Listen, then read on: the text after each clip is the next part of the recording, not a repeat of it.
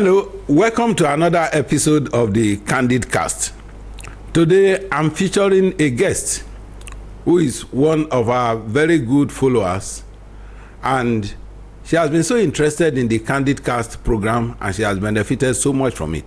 But today she's in the studio to ask questions, make clarifications. I believe some of her concerns that she wants to ask are also the concerns of a good number of our followers. By following the answers to her questions, you will also get clarifications on episodes that we have run in the past. Join me to make welcome Mrs. Tony Omolaoye. Yay! Thank you very much, sir. I must say thank you for this opportunity to be here with you to ask questions, probing questions directly. And I'm also trusting that we all will get clarifications. It will be quite insightful for us. So I have a few questions to ask. I like the fact that you exude so much positivity, the fact that you do not see any limitations. And looking at the situation going on in Nigeria at the moment, it's quite discouraging, especially for many youths like me. So I like you to please tell us, I've listened to your podcast on surviving tough times. Please, can you emphasize on how we can indeed survive these hard times in Nigeria? Thank you very much. You know, in that video, I said tough times are not new. And let me make clarification. For those who are Bible scholars, you find that Abraham had tough times. He left the land of Canaan, went to Egypt. Isaac had tough time. He planted in the land of famine. Jacob had tough time. That sent him and his family to Egypt for survival. There has always been tough times. And growing up in Nigeria, I have never known any time. The time that is not tough is in the future. All the times past have been tough. But from age to age, from generation to generation, you have always had people who made their breakthroughs in tough times. It is the tough time that help you to discover your talent. Without challenges, without problems to solve, there is no invention, there is no discovery. So tough times are opportunities for invention, opportunities for discoveries, opportunities for advancement. I'll tell you one of the things that set us back, like in the area of the energy sector in Nigeria, is our weather. The climate is so good, anybody can survive any time on natural weather. Just tell me, if you are in a place like part of Canada where temperature goes to -12, -13, and you will have power failure, you will solve that power failure problem within 2 hours. Because everybody will freeze to death if you don't solve it. When we have so many things that we call comfort, oh, God has so blessed Nigeria, and that has set us, our brain, we put our brain in a locked mode that we need to do a reset. It's just a little bit of thinking. You identify the problem around you. For every problem, God has put something in you to help you to discover a solution. Problems are solved by men. Thank you very much, sir. So that clearly explains that whatever adversity that we think we may be going through as a nation or as individuals, it shouldn't break us, right? Yes, it should encourage us to search more within to find solutions. Okay, speaking on that, sir, I like to ask a question as regards a personal question, sir, if you don't mind. Right. Like, what particular problems did you encounter? What challenges did you encounter that paved way for probably a potential success story that you have? Thank you very much. I would say, you know, one of the things that I have learned is that 65% of global billionaires came from poor family. Wow. So poverty is a very good ingredient for advancement, for growth. When prosperity locks the brain. There is something, we went to Lagos Business School and they were teaching us something about the 3 generational wealth cycle. And it's a global thing. the grandfather bought land, the father built, the son sells. Wow. The grandchild begs for food. So it's generational. I came from a very humble background. I gained admission to the university. My father didn't have any money to send anybody to the university. So out of 12 children, I was the only one that went to university. Because I was younger and I had so many seniors ahead of me, everybody contributed. Somebody put a little and I put a little for me to go through university. And I have to join in the trade that they are doing. Like my brother was selling gari in his solo market. I was going to Delta to buy gari and bring to Lagos. You don't pass through those ones and you won't have your head correct. So if your father will buy a car for you before you graduate, the chances of thinking the way I am thinking will be very remote. If you have houses to inherit, I know that I won't live in a house until I am able to rent one. I know that I won't wear a shoe until I'm able to buy one. There is nobody, nowhere this thing is coming. You are not going to inherit 1 naira from your parents. Your head will reset. So when people talk of poverty, I heard somebody say he went into stealing because of poverty. I say, no, it's not poverty. Stealing is inside you. Poverty teaches diligence, hard work, integrity, building trust of people. Those are the things that you get from poverty. Poverty shapes the vision. You look at people ahead of you, those who have succeeded in the past, and say, I want to be like those people. Poverty will help you to choose your role models aright. And when you do, you find that the sky cannot limit you. But sir, I thank you so much for that. However, there's this bridge that every individual has to cross. That adversity bridge. Unfortunately, not many people get to the other side of it, whereby they begin to make the most of the experience. Sometimes people drop off with depression, with health issues, so many things. How can they cross through and not allow these things to affect them such that they don't even get to the finished line? Yes, getting to the finish line, you are talking of resilience now. For every person that had a breakthrough, nobody got there without passing through adversity. He said that no pain, no gain. It's the pains that you pass through. You either allow it to shape you for good or you allow it to break you. But the choice is yours. Nobody can choose for you whether you cave in at the point of pain or you endure that pain, seeing the other side, ability to see the other side. They always say there is light at the end of the tunnel.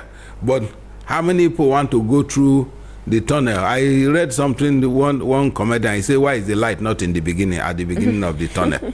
That why did they put it at the end? But naturally, light comes at the end of the tunnel. Before every day, your day starts at midnight. Each day starts with darkness. Then light comes. That is the natural order of things. So when you are starting, you first get confused. You are looking for the light. You are starting in the dark. You have not passed through that road before. So what is the natural thing to do? A wise person will get role models. Without role model, you cannot play your role well. When I was going into the stock market, I read a lot of books about Warren Buffett, his method of investing and how he amassed so much wealth, starting with $105,000, out of which his own money was only $15,000. Other people's money was $90,000. The last time I read of him, he's worth $144 billion now. I read, when I was going to supermarket, I read the Walmart story, Sam Walton, how he started the Walmart in 1962 or so. He died in 1992, and Walmart is still thriving.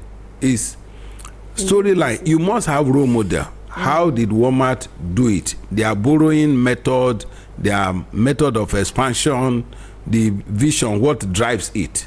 When you understand those things, you will make your mistakes, but you won't be like somebody who didn't have people ahead who passed through before him. Thank you very much, sir. So poverty or whatever adversity that we go through should not actually break us, Yeah. Yes, it should. We should use it as a stepping stone. Yes. Thank you so much. Okay, thank you so much, sir. Okay, I like to. You mentioned reading books by Warren Buffett. Warren Buffett. Yes, and reading on Walmart story. Yes. So I understand that many people read a lot of books, but little outcomes. You have read these books and you have significant results. How were you able to apply all of the things that you have read, and then you are able to get all of those results? Thank you very much. I like this set of questions. You see, even the Bible says that faith comes by hearing. But blessing comes by doing. When I say, people say, where is it in the Bible? It's a combination of picking from the book of Romans to the book of James. Romans tell you faith comes by hearing. But in James chapter 1, it tells you anyone who hears and does not do, he deceives himself. It's like somebody who looked at himself in a mirror and walks away and forget quickly what he looked like. If you will not practice it, reading is useless. It's an absolute waste of time if you will not practice what you are reading. So whether it's literature, biographies, I read something recently that says successful people, that most billionaires read 52 books a year, one book per week, and that they don't read fictions, they read biographies. You get role models, read about their lives, how they got to where they got to. There are no secrets anywhere in the world. When people say the secret, 10 secrets of success, there is no secret of success. What you are calling secret is all in the books. A lot of successful people have written their biography. They tell you how they started, what they did. Recently, I read My Lapo Journey by Dr. Godwin Ehigamuso, the founder of Lapo Microfinance Bank. You see everything he did. Nothing about it is hidden. So read biographies and be determined to do what you are reading in that book. Okay, thank you so much, sir. Did you ever have an accountability partner? Like someone that you reported yourself to, despite the fact that you were reading on your own, but someone that was monitoring your journey, not like monitoring like that, so that it doesn't look so serious, but someone you were accountable to in any way, such that if you do not read, or if you do not act on something you've read, the person can call you and say, what's going on? Did you ever have? I've never had any such person, because I'm a very different person when it comes to determination and discipline. If I say I want to do something, I don't need anybody to pressure me to do it. If I pick up a book and say I'm reading this book in 24 hours, I'm not waiting for anybody to score me. I'm reading that book in 24 hours and I'll finish it. It's like when I talk of savings. If I say this is the amount I want to save on monthly basis, I stick to it and I'll save it. I don't need another person to come and check on me whether I'm doing it. I have never joined all these. There are Esusu, to people join Esusu, join a cooperative to be able to enforce savings. Yes. I save without them. Because when I say this is what I will save, this is what I will save, is a personal determination. And I believe anybody can determine how far he wants to go in life. You just draw your line and say, this is it, without waiting for a third party to come and force you. You are doing it because somebody is watching. No, I don't want to wait for anybody to watch. We should really learn from you. I like the fact that you are able to do things without having anyone to watch you, which is good, which all of us should imbibe, right? Okay, but were you in any way in any form of association, maybe your group of friends that inspired you or something, or everything was just self-inspiration?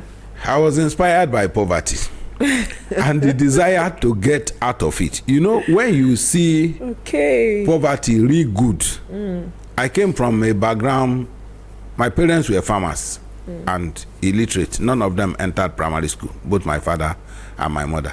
And in the village, you see people, if I tell you, let me tell you how I entered university. When we left secondary school, we bought jam form. A group of young people that heard that there is a place called university. We don't know anybody that have gone before in our village. So we heard that there is a place called university after secondary school. And people who go there, they become big man. They will have car. They will have big house. They won't wear the dirty clothes we were wearing in the village. And that was an inspiration. So hearing those things, we picked up the JAMB brochure and started looking at our school set result to find out which course we qualify for. I said, if you read sociology, you'll be social. Maybe you'll be at radio station to rap, but there are not enough radio stations to employ us. If you read political science, maybe you join politics, but you will not have money to campaign. Then if you read law, you become a big person. Police will respect you. You can go and bring out somebody that is arrested from police station. The other person says, okay, I'll read estate management. When they build Shagari estate, Gowon estate, every government will always build estate. He will be the manager allocating properties to his friends. That was how we counseled ourselves. My friend went in to read estate management. I went in to read law. A major take-home for me today, and I believe that take-home would apply also to as many Nigerians as possible, is that poverty is not a setback. It should actually force you to think. You shouldn't be depressed. You shouldn't be sad. You shouldn't be thinking of just jackpot moves and all of that. But what can I do? How can I make my life better? How can I have the life that I have been dreaming about? And all of that. Yes, sir. You are very correct.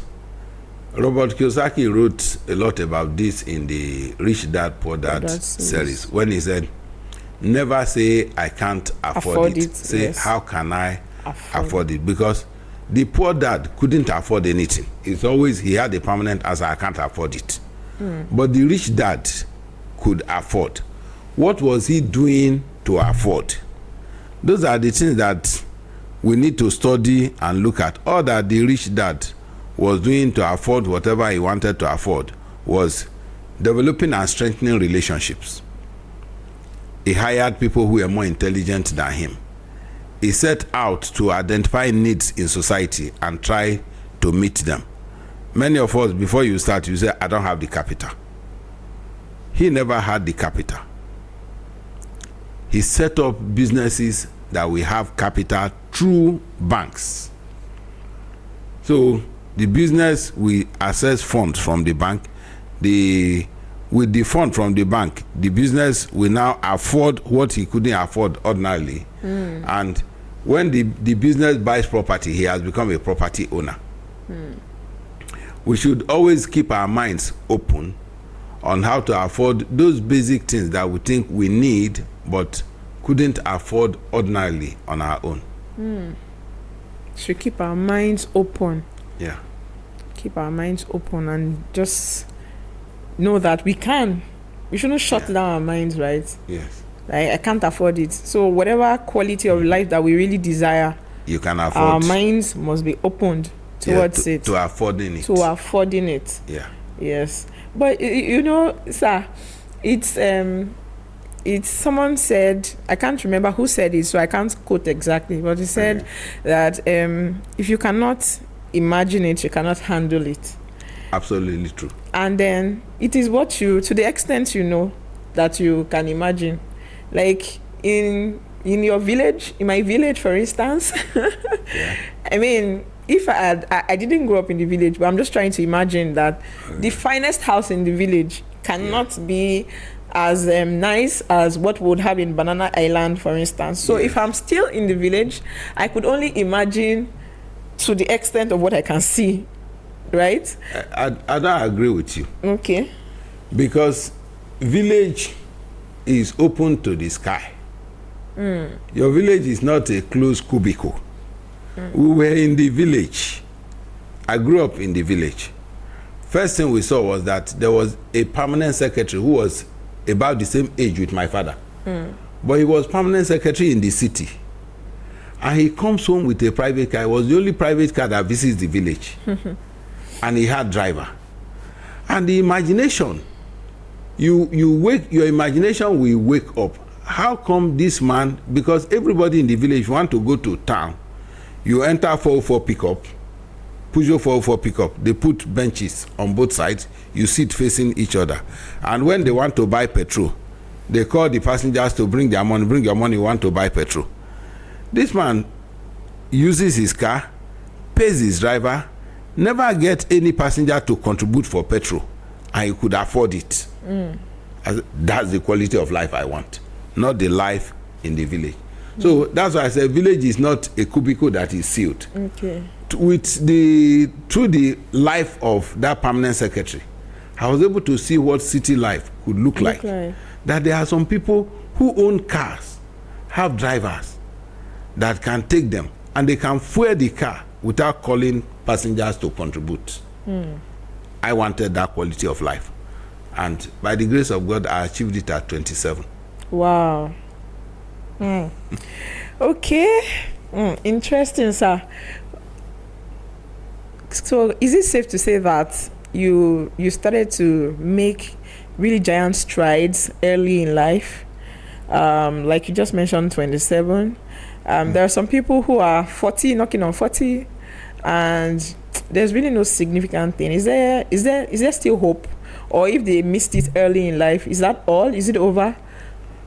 It's never over until it's over. We read the story of Colonel Sanders, who started KFC at the age of 65. And KFC is all over the place. It's never too late to start. The Murray Bruce started Domino stores, I think after the age of, about 55. I started Super Saver after my 50th birthday. Whoa. So anybody can start anything at any time. It's never late. What's important is the time at which you realize I am traveling the wrong road. Don't increase speed traveling the wrong direction. The day you discover you are facing the wrong direction, make a U-turn and start traveling the right direction. Colonel Sanders was in the army, did all manner of jobs, and nothing was working. It was at the point he was contemplating suicide, and he asked himself, is there nothing I can offer the world? He said, but when I prepare chicken, all my friends, they normally celebrate my chicken that my recipe was very good. And he turned it into a business. And that's the Kentucky Fried Chicken that you see today. Wow. So it's really not over until it is over. Yes. Someone says it's not over until we win. That's true. Oh. Thank you so much, sir. So speaking about seeking guidance, mentorship, I know you have mentioned earlier how much you are a self-starter and you are quite self-determined, which I think is a good, I don't want to say is a rare trait, because many people are self-determined. However, some of us always need some level of encouragement, like, okay, let's get this done. And then we now soar. For me personally, that's how I thrive. We start in a group and then I'll now take off. However, starting, I always need that group. So, sir, did you have specific mentors for different times in your life where you had great results? Were there certain people that you had, maybe you were following them through books or? Yes, thank you. Like I mentioned earlier, that if you don't have a role model, you cannot play your role well. The role model may not be somebody you see physically or talk to physically. It may be, for me, Olusegun Obasanjo is a role model to me. That's a mentor that I can see and sit with. He came from a background like my own. And I got inspired that if he can achieve the height that he achieved, nothing can stop me. That's a role model for me. For the trading in the stock market, I found Warren Buffett as a role model. He doesn't know me. I've never met him. But I pick up books to read about him because I like his success story and I wanted to achieve the same thing. To run supermarket, I pick Sam Watson as a role model. He has died in 1992. I started supermarket in 2013. Whoa. So you can pick somebody who is even no more and look at the life that he lived while he was around and make him your role model. You follow the path that he left. When I talk of somebody, the savings pattern of a worker, an ordinary worker that rose and became great, you can pick that person as a role model. A lot of people look at the negative. And so if you are saving, like when I teach savings, people will say, you are always talking about saving. When do we spend the money? You've never told us when to spend. As you save, your capacity to earn is enhanced. And you find that what you were spending that used to be big, you will spend it now, it becomes very small. Because if you don't save and you don't invest, you keep earning 100,000 naira. And spending 80,000 becomes big money in your eyes. But by the time you keep saving, if you cut your savings to 50,000 and you are investing 50, after sometimes you find that because you of your savings and investment, you are now earning 500,000. By the time you spend 120,000, it looks like you are stingy because of your size of earning. Whereas the person who refused to save, 80,000 that he's spending is still big money for him. Yeah. Thank you, sir. So, speaking about that, I'd like you to please explain this principle of compound interest. You have mentioned it in one of your podcasts. And I noted that you mentioned that it's good to start saving early. Yes. Especially because it can compound and beyond your imaginations and all. Yeah. So, for the person who has started early, should continue, right? And then the person who is starting late, I'd like you to just throw more light on that. Okay. Yeah, I watched something recently. Somebody was giving an option. Do you want $1 million now, or you want 1 cent multiplied every day for 30 days? And the person chose $1 million. It's okay. That's your final answer. The person collected the $1 million. And the now it's okay, let me tell you what you are missing. And he took 1 cent. Day 1. Day 2, it was 2 cents. 2 cents. Day 3, it was 4 cents. Day 5, it was 8 cents. Keep multiplying that something across 30 days. The money was over $5 million. Wow. It looks like that's what compounding can do. If you can save and keep money and let it grow, let it multiply, you will be amazed what that money become. 1 cent multiplied every day across 30 days. By 30 days was over $5 million. It doesn't look real before you start calculating it, but pick your calculator. And I think that a number of people need to have financial education. So if you, especially youth today, if you ask them, they'll say, I save. Right? How much is your savings? They'll give you a figure. However, the question is, what do they do with their savings? They get to save and then afterwards spend. So I think that there's a missing link there. Yes. They spend to live large, to buy a car. Because of the rate of inflation in our environment, saving on long term is not advisable because inflation will erode the value of your saving. You must quickly transfer your savings into investment. That's where it grows rather than get devalued.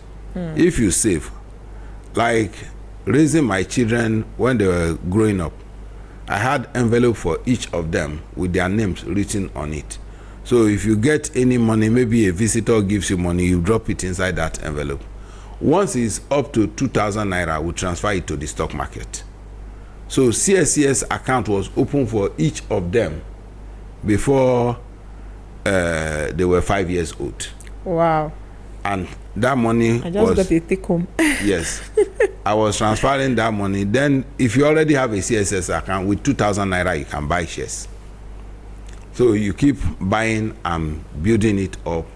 But you'll be surprised when you check your account. In my house, there was one popular saying that we say money from post office. Then dividends were coming in the post office. So every time I go check post office box, you see that there is check for literally everybody in the house. You have your money. And that was an encouragement, an energizer to invest the more. There is return on investment. So we shouldn't spend all. No, don't spend all. Spend all. That is one. Save. When you save, quickly transfer your savings into an investment so that inflation does not make nonsense of your money. If you buy anything and keep over time, hold your money in asset, not cash. Liquid cash depreciates, but assets appreciate. That's why the poor has cash. That's why the poor takes money to bank. The rich has assets. If you are talking of the money in the bank, I say, who owns the money in the bank? It's poor people's money. The aggregate of poor people's money in the bank. The poor goes to the bank to save. The rich goes there to borrow it. Thank you so much, sir. Please, can I ask a personal question? Yeah. To the extent that God has helped you in life, you've had everything that you have dreamt of. Do you think that your marital decision had anything to do with it? Was it a plus, or it was just either ways it could have been the same result? Well, the marriage is a determinant for most human beings. Your happiness, your success, your achievement is largely determined by the person you marry. If you marry the wrong partner, your productivity will drop. It will drop. That's why for me, I will counsel anybody, don't make marriage an emergency. I just see somebody, this person, I'm in love. You need to know the character of the person. You need to know the values of the person. You need to do harmonization of value. What two of you want.